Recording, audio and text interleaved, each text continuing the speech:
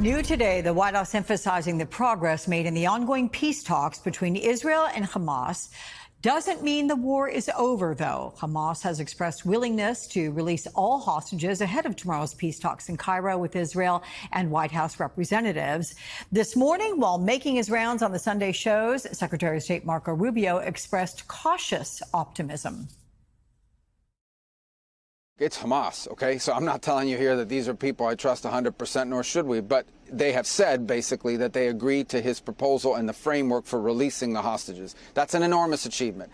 That second phase, the phase you're discussing, the disarmament, demobilization, that's not going to be easy. Joining me now is Congressman Josh Gottheimer, a member of the House Intelligence and Financial Services Committees. Welcome. I'm glad to have you here, sir. In just 2 days, we are going to mark 2 years since the October 7th attack, which sparked this entire Gaza conflict. Cautious optimism seems to be the attitude the White House is bringing for tomorrow's peace talks. Do you, sir, get a sense we're on the cusp of a real breakthrough, or will these negotiations end like all the others with no real deal?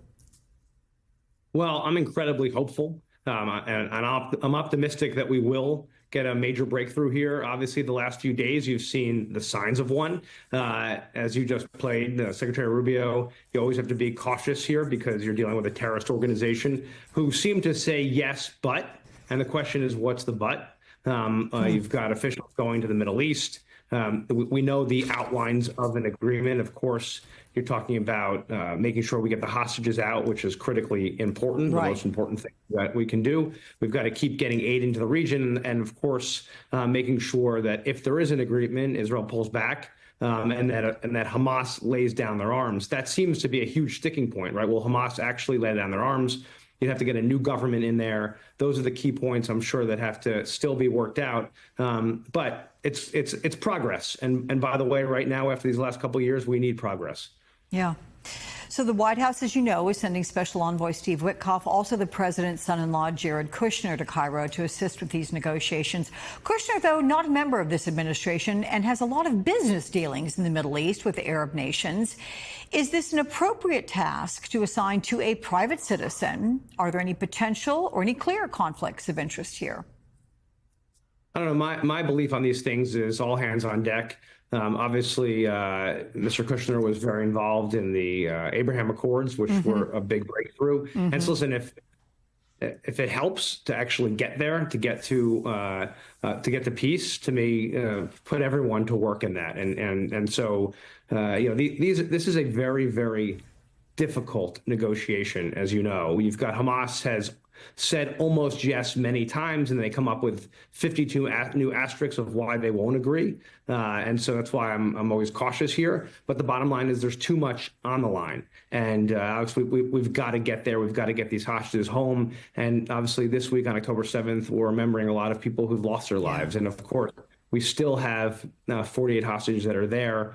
20 we believe are alive. You have 2 Americans whose bodies are there. We've got to get them home. And to me, that's really, really the critical issue here.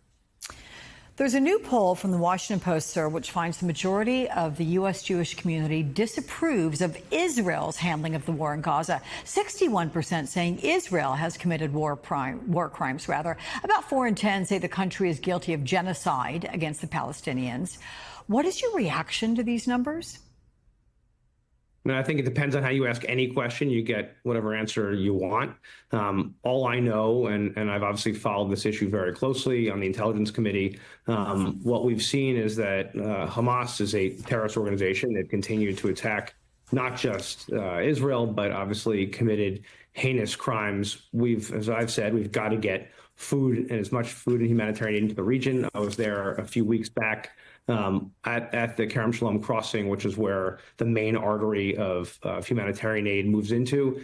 It's not a question. I saw it up close. You've got a ton of aid moving into Gaza at this point. You know, what I focused on and what continues to be an issue is the delivery of the aid. The UN has completely failed in its mission to deliver humanitarian aid. I've been very focused, and I've written to the UN saying the key is to make sure you guard your convoys so we can get that humanitarian aid into the region. They have had an 85% failure rate, the UN, in delivering food It's their own number. No one even has paid attention to this number. The UN admitted that they have failed 85% of the time their convoys to deliver aid because their convoys get looted largely by Hamas, steals the food, and then tries to sell it to innocent Palestinians who are looking for food. It's disgusting. It's appalling. And I've said to the UN, why don't you guard your convoys? You can use international peacekeepers to guard your convoys. If you don't want to rely on the IDF, Israeli IDF troops, if you want to use your own guards, that's the way. But we've got to get more aid into the region and focus on who the bad guys are here, right? You've got innocent Palestinians, and then you have a terrorist organization, which is the one that has to lay down their arms. This thing could be over, as we see. Today, if they just agreed, Israel has agreed. Now we're waiting on Hamas, the terrorist organization, to agree, and this thing can be over. And there should be a lot of pressure from all these groups who've been raising all these issues. I don't hear them loudly enough, which shocks me. Like, where are all these groups who've been complaining, about Israel? And why aren't they saying to Hamas, calling and saying, accept the terms of this deal? They're on the table. Israel has agreed. It's time for them to speak out. So the last known living American citizen held by Hamas was released back in June. That's Adon Alexandra, who is from your New Jersey district. What can you tell us about him and how he's been doing since he returned? He's one of the most incredible people I've ever met. I saw him last week. We named here in Tenafly, New Jersey, which is in northern New Jersey, a street in his honor, Adon Alexander Way, so that every parent can show their child and tell their child about Adon, who was in captivity for 584 days, being held by Hamas terrorists.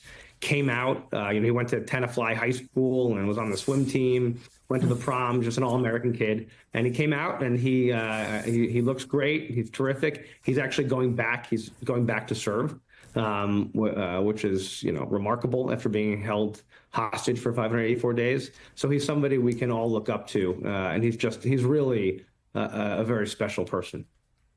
It's good to hear that, and I'm glad he's doing well. Congressman Josh Gottheimer, sir, thank you so much. Appreciate you. Thank you so much for having me. I appreciate it.